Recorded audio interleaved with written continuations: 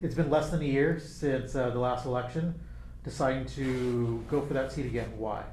Well, I mean, it's obviously a tough decision, and so I had spent some time at home with my family, worked on the farm, and just trying to get things figured out and adjust to the new life. But as far as why now, no, something has to be done. I've sat at home and on the farm and watched as things roll out in Washington and watched that disaster that's going on. And it's frustrating. You lost that election. It was pretty close. The closest in the country and the last to be decided. How difficult was that?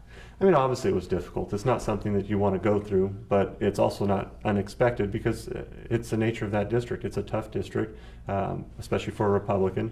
It's one that I never took for granted. I worked very hard on it, but as what happens in history is the first cycle of every president, they usually have a tougher time in the House, and I was a part of that. You had won re-election multiple times. Do you think being Republican under the current administration worked against you this time around? Well, I mean, obviously, historically, the answer to that would be yes, because that's normally what happens, and so I think that played a role in it. There's probably a lot more in there as well, though, I'm sure. The problem is there's 700,000 people that live in the district. There's a couple 100,000 that actually vote. Each one has their own reasons for doing what they did, and there was a lot of momentum on the other side, and that helped their side. But again, that's historically that's actually pretty normal. It's only been 9 months since the current congressman has been in office. Have you been paying attention to what he's doing, what he's done for this district, and your thoughts on the job that he's done so far? Well, I mean, at first, no, I wasn't paying as much attention. But in the last few months, it's really picked up. And it's not so much what he's done, it's what he hasn't done. And that's the problem, is there's a lot of that. And we struggle with that. And we had a tough year. We've had a lot of tough years in the Central Valley. And I'd say water is the one that sticks out the most because we had such a great water year. We had gotten some legislation passed, things like the WIN Act. We had gotten the executive order signed. But we have to have someone in that spot that wants to follow through. And there's been no follow-through. There's been no one showing up and being a vocal supporter of getting something done. No one reaching out to the administration and looking for a solution that they can work together on. We know that this president isn't the most popular person with everyone in the district, but we know that water is actually something he's very interested in doing, and he's actually done some things on. Why not, as the representative for this area, reach out and say, hey, here's something we get along on. Why don't we work together on this? But there's been none of that. What do you think you would do differently this time around? Well, it's again a tough district, and so I've got to spend more time on the ground. I've got to spend more time listening to people. I've got to spend more time on the ground talking to constituents. I've got to spend more time just getting around as much as I possibly can. It's obviously very difficult once you're an incumbent because you spend a lot of time back in Washington, and that's part of what the role is. And now I've got the ability to do more of that, and I think that's an advantage I have today. How long did it take you to decide to rerun or to run again? I mean, it's something that's always in your mind. When you truly care about a community, you truly care about making a difference, it's an opportunity to do that. And I had that opportunity, and I'm glad I was able to accomplish so much while I was there, but I feel like there's still a lot left to do. And so that was always in the back of my mind, like, hey, there's still this opportunity, there's still this problem we've got to work on. And that kind of chewed away at me. And then obviously around town or at different events, having people stopping me and asking me, are you going to do it again? We'd really like you to do it again. And even today, my phone's just been blowing up since the release went out. And so it's great to know that people are obviously very supportive and excited about me jumping in again. What has kind of been your process like the last 9 months as far as just kind of on a day-to-day basis? Like, what have you been doing? How have you, I mean, are you paying attention to politics? Are you just like trying to just be David Valadao, the farmer? Mostly farming. Spend a lot more time on the farming side, and obviously I watch a little bit on social media, a little bit on the news, but I'm not one to sit in front of a TV very much anyways, so I didn't do a lot of that. But yeah, living life, spending time with my family, doing everything I possibly can to make up for some lost time. When you're in office, obviously you're gone a little bit, and but mostly farming, right outside the door, cows, ground, driving tractor, doing whatever I possibly can. You talk about making up for lost time, so then why get back into this? Because it's important. It's important for everyone. It's important for my children's future just as much as it is for everyone else that lives in this district. And so I'm one that cares about my neighbors and wants to do the best for my community. I look at a problem and I say, someone should do that. Well, no, it should not someone. I've had the opportunity, and I'm in a position where I think I can make a real difference, and I'd like to try to take that opportunity and actually do something for this district. Last time you were in office, immigration was a big thing. It's still a big issue. It seems like it's every day, like there's conflicting reports coming out from here and there.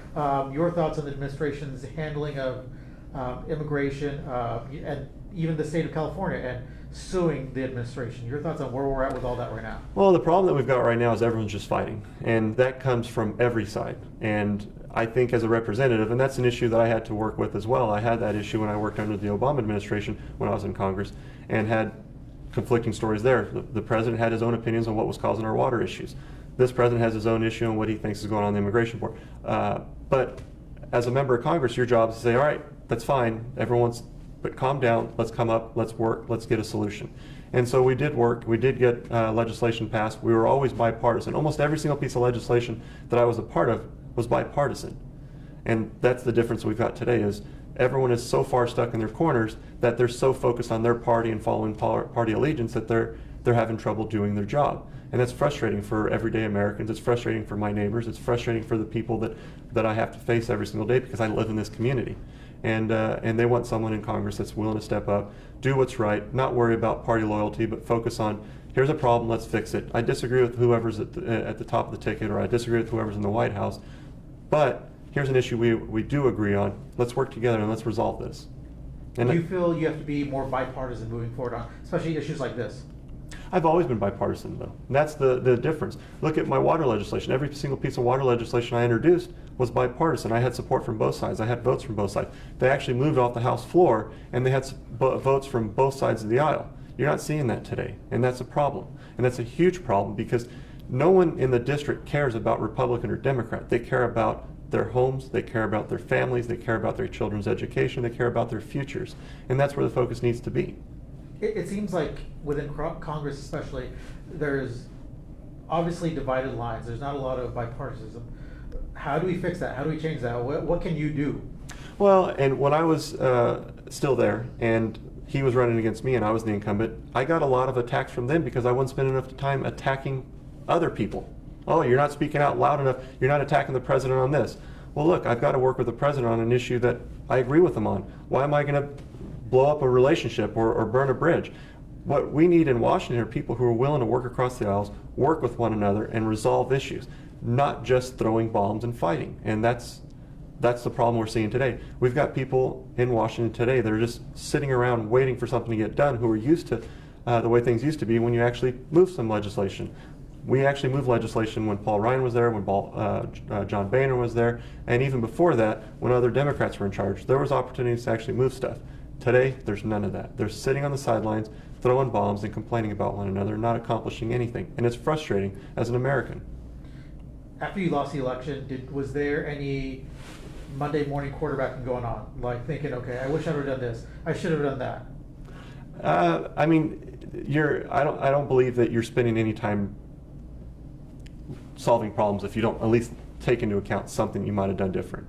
And some of them you have control of them, some of them you don't. And the problem with being an incumbent is you're gone a lot. You're in DC 3 nights a week, 4 full days, especially when you're a California guy because you're flying back there and not getting home until late that day. So it makes it a little bit difficult. But yeah, spending time at home is always one where you feel like you should do as best as you possibly can.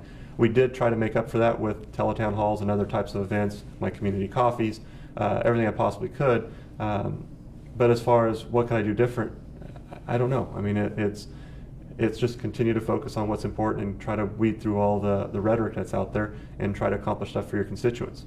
Moving forward, how do you win this seat again? Focus on the successes that we had in Washington, highlight the fact that we are actually able to get stuff done, and remind people that those things are actually good here for the Central Valley. We gave raises to troops.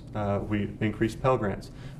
We worked on we actually accomplished teaching health centers to make sure that we had the ability to educate doctors here in our community so they would establish roots and hopefully stay here and continue to treat patients here in the Central Valley. Those are all things that I accomplished. Making sure that I get that message out, that folks understand that, hey, we did have a lot of wins. No, I'm not into this bickering and fighting and wasting each other's time. My job is to accomplish things and highlight what we accomplished and make sure that people know that we did do our best and we're going to continue to do our best, and we have a plan to move forward on what else we have to accomplish.